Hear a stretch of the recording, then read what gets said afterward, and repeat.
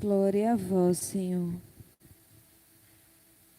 Naquele tempo, Jesus saiu da sinagoga e entrou na casa de Simão. A sogra de Simão estava sofrendo com febre alta e pediram a Jesus em favor dela. Inclinando-se sobre ela, Jesus ameaçou a febre e a febre a deixou. Imediatamente ela se levantou e começou a servi-los. Ao pôr do sol, todos os que tinham doentes, atingidos por diversos males, os levaram a Jesus.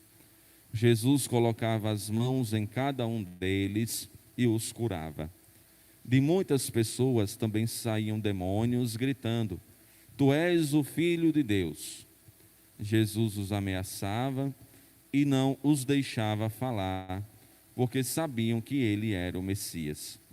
Ao raiar do dia, Jesus saiu e foi para um lugar deserto. As multidões o procuravam e, indo até ele, tentavam impedir-o que os deixasse. Mas Jesus disse: Eu devo anunciar a boa nova do reino de Deus também a outras cidades, porque para isso é que eu fui enviado. E pregava nas sinagogas da Judeia. Palavra da salvação. Glória a vós, Senhor. Queridos irmãos e irmãs em Cristo, hoje nós nos encontramos na casa do Senhor para celebrar a Santa Missa. E a missa é a presença de Deus em nosso meio, que se faz presente no santo sacrifício de Jesus. A missa também é uma grande refeição. Obviamente que aqui a gente não encontra cuscuz com ovo, né? Nem macaxeira com jabá, nem nada disso. Aqui a gente encontra o alimento espiritual. Esse tipo de alimento a gente, né, usufrui, mas depois a gente sente a fome. Já este alimento espiritual que nós recebemos é o alimento eterno, que nos preenche inteiramente. A Eucaristia, a Santa Missa, é um único banquete, uma única refeição em duas grandes mesas. A mesa da palavra e a mesa da Eucaristia. Estas duas mesas, elas estão intimamente conectadas, unidas, juntas. Uma está para a outra. A mesa da palavra para a Eucaristia e a mesa da Eucaristia para a mesa, né, da palavra. Então, por isso que é muito importante que todos nós, católicos cristãos, possamos tomar consciência de que é importante chegar cedo, é importante acompanhar a liturgia da palavra, é importante também saborear, né, da liturgia eucarística, não perder nenhuma das duas mesas, porque quando a gente perde, vira uma refeição incompleta, falta alguma coisa. Nem sair cedo demais a tal ponto de perder todo o banquete eucarístico, e nem chegar atrasado, como muitas vezes acontece, a tal ponto de perder o banquete da palavra. Então, a palavra de Deus é também importante para todos nós. E aqui, durante este mês, nós vamos destacá-la nas Sagradas Escrituras. Por que eu falo dessa maneira? Porque as Sagradas Escrituras, ela não contém toda a palavra de Deus. Se contesse toda a palavra de Deus, Ave Maria, não tinha livro no mundo, nem memória eletrônica, né, que pudesse conter toda a palavra de Deus, porque é infinita. É infinita. Palavra do Senhor. E principalmente se a gente for falar que a palavra de Deus, o verbo encarnado, Logos, é Cristo Jesus, né? A palavra de Deus, ela se expressa também nas Sagradas Escrituras, nos 73 livros canônicos, ou seja, livros que foram atestados pela igreja, que são legítimos, verdadeiros, que são palavras reveladas por inspiração divina, como diz a carta de São Paulo a Timóteo. É inspiração divina. A palavra do Senhor ilumina os nossos passos, desde o Antigo Testamento, desde a antiguidade como povo de Israel, o quanto a palavra do Senhor nas Sagradas Escrituras, na lei, na Torá, nos livros, quanto a palavra de Deus iluminou o povo de Israel, e quanto a palavra de Deus hoje nas Sagradas Escrituras ilumina a nossa vida, ilumina a nossa existência. Às vezes a gente vai para a missa precisando de uma palavra e ali a gente recebe por inspiração divina, a gente recebe, seja na proclamação das próprias leituras ou até mesmo na reflexão. Então, quantas vezes Jesus falou, Deus me orientou dessa maneira, nosso Senhor me direcionou nessa situação de vida, e é incrível que eu já passei por várias experiências nesse sentido, da palavra do Senhor me iluminar e me direcionar, e também da palavra do Senhor por meio de uma missa que eu realizo. Sou um simples instrumento que iluminou a vida de muita gente. Então, é Deus, é Jesus, que se faz presente no mundo por intermédio desse grande instrumento de fé que é a Bíblia. Então, hoje, as Sagradas Escrituras nos traz 2 textos bíblicos belíssimos e o Salmo responsorial.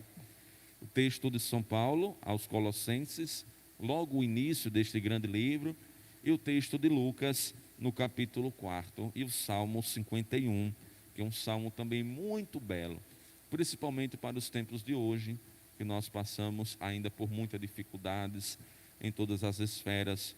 Olha que refrão belíssimo, que nos enche de coragem, que nos enche de forças. Confere, é um refrão que a gente deve hoje remoer o dia todo. Confio na clemência do meu Deus, agora, né, e sempre. Este Salmo 51, 52, vem logo depois do Salmo 50, que é o Salmo da misericórdia, o miseré, né? A gente pede misericórdia, perdão a Deus, e depois do Salmo 51, 52, nos ajuda, depois de receber a misericórdia e o perdão do Senhor, confiar plenamente na presença de Deus em nós. Mas hoje, São Paulo aqui faz o grande elogio à comunidade que está progredindo na fé. E este elogio é um estímulo para todos nós, como cristãos católicos que somos, também progredirmos na nossa fé, na nossa comunidade, na nossa família, no nosso círculo, né, de caminhada de vida, enquanto comunidade, a gente sempre procurar progredir na fé, evitando tudo aquilo que desune a nossa vida, tudo aquilo que é maldade em nossas relações. Então, São Paulo aqui faz este grande elogio à comunidade de Colossas e é um estímulo, né, para todos nós. Ele fala bem assim: a palavra de verdade chegou até vós como no mundo inteiro. Ele destaca, né, a força da palavra que é capaz de fazer crescer as comunidades. E as comunidades católicas, nos primeiros anos da igreja, foram alimentadas pela palavra de Deus, proclamada pelos apóstolos, pela palavra do Senhor, testemunhada por esses homens de fé. Então, quantas vezes os cristãos se desmotivavam, mas se animavam com a cartinha de Pedro, com a cartinha, né, de São Paulo, com a cartinha lá de Santiago, e de tantos outros apóstolos, né, que ajudaram a passar, né, pelas diversas situações, como perseguições, como conflitos na comunidade, tantas outras situações mais. Então a gente olha, né, para esse texto e também se estimula a continuar caminhando. Hoje o Evangelho nos traz o grande episódio da cura da sogra de Simão, que estava sofrendo com uma febre bastante alta. Jesus, juntamente com seus discípulos, entra na casa de Simão. Que movimento interessante, que o Evangelho é que ele estava ali dominando. A sinagoga é o lugar da partilha da palavra, da reflexão, né, da palavra. Então Jesus vai para onde? Jesus vai para a casa da sogra de Simão. E ali encontra uma mulher que estava sofrendo bastante com essa febre altíssima. Então Jesus vai para a casa desta mulher e opera, né, esse milagre, a cura, fazendo com que a febre possa então cessar. Mas para que isso pudesse acontecer, as pessoas pediram a Jesus em favor dela. Olha a sensibilidade, né, das pessoas que estavam ali em volta. Quanto é importante também a gente trabalhar a sensibilidade em nós, levar Jesus para essas pessoas que estão passando por dificuldades, seja na esfera da saúde, ou então em outras dimensões da vida, psicologicamente falando, economicamente, tantos outros males, dentre tantas outras situações. Então Jesus atende à intercessão daquelas pessoas e ameaça a febre, que a febre então cessa imediatamente. E aqui a gente encontra com outra curiosidade desse texto. A sogra de Simão vai descansar, a sogra de Simão vai bater papo com Jesus, a sogra de Simão vai passear, a sogra de Simão vai sair por aí caminhando, falando. A sogra de Simão vai pegar o celular e botar no Instagram? De forma nenhuma. O que a sogra de Simão vai fazer imediatamente? No final do versículo 39. Imediatamente, olha que coisa importante que a gente hoje deve aprender. Ela se levantou e começou a servi-los. Ela se levantou e começou a servi-los. Aqui é a forma de gratidão da sogra de Simão. O serviço aos irmãos. Essa é a maior forma de gratidão que a gente pode ter a Deus, dentro das graças e bênçãos que a gente recebe dele. É servir os nossos irmãos e irmãs. Não é obrigado, Senhor. Não é somente colocar na intenção da Santa Missa. Não é somente falar, dando testemunho. É servir aos irmãos. Aqui, não sei o que estou inventando, não. A palavra de Deus, hoje proclamada por todos nós. Ela se levantou e começou a servi-lo. Então, a forma de gratidão da sogra de Simão é essa: servir a Jesus e servir aos irmãos e irmãs. Quantas pessoas Jesus curou? Quantas pessoas Jesus libertou dos demônios? Quantas pessoas Jesus aconselhou com a santa palavra?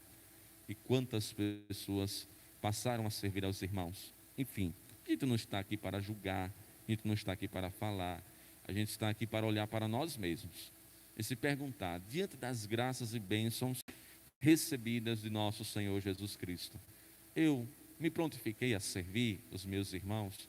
Me prontifiquei a servir a Jesus intensamente, de coração, com toda a minha vida, com toda a minha alma? Ou só fiz só, obrigado? Ou só fiz só, Deus te abençoe? Ou só fiz só, tudo bem, fui agraciado e mais nada?